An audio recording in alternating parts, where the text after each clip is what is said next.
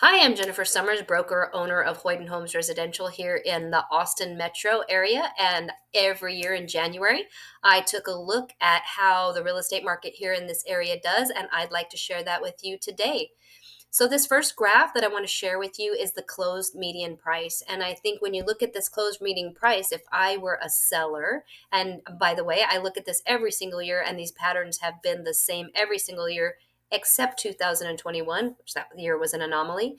But what it shows you is that sellers are going to get the highest closed price here in these months here, March through July. Actually, March through June, because mid July here in Texas, that's when parents are getting ready for school. And so our showings go way down in mid July. So if you're a seller, what you can take from this graph is these really are the best times for you to list your home.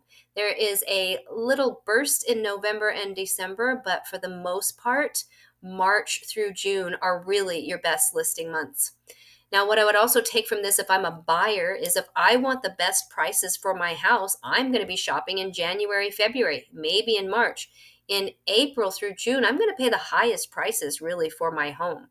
Or I'm going to be waiting until the fall, winter to buy. So if you are a buyer, that's what I would take from this graph. And if you're a seller, I would take that from March to June is really your best listing time. This next graph that I'm going to show you is the average days that it takes to sell your home.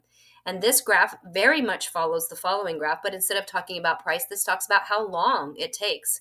So if you're a seller, what you can take from this graph is you're going to really be on the market the least amount of days in March to July. So if I'm a seller and I really want the highest price for my home and the least amount of time, I'm going to strategize selling my home from March to July.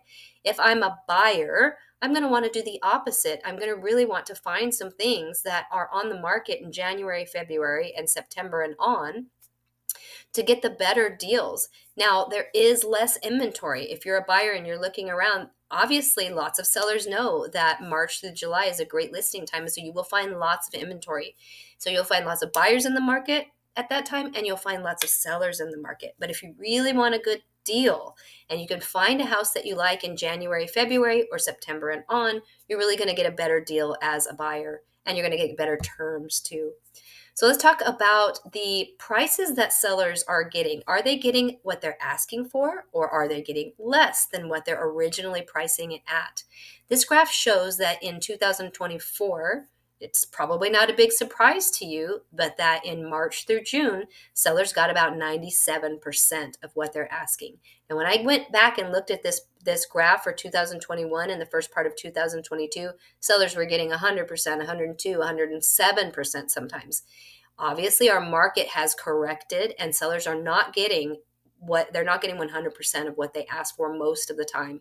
In fact, January and February, in January, they got last year 92% of what they were originally asking. That means as a seller, you need to make sure that you price your property with a lot of thought.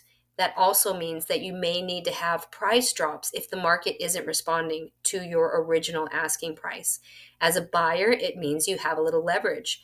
Get with your realtor. They can do this same graph per neighborhood. So they can show you, for example, if you're looking in Steiner Ranch, they can show you in Steiner Ranch, sellers get approximately 98% of their ask price.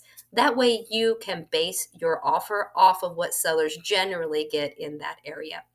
Now, this last graph I want to show you is what the median price, close price were for the last 2 years. And I think this graph is important because what it shows here is that the market is recovering. So this is January 2024. We see a big dip from October through April 2024, but we're seeing things climb, right? In December of 2023, in December of 2024 through December, the prices raised from 535. It was our close price last December. And in 2024, our average close price was 563.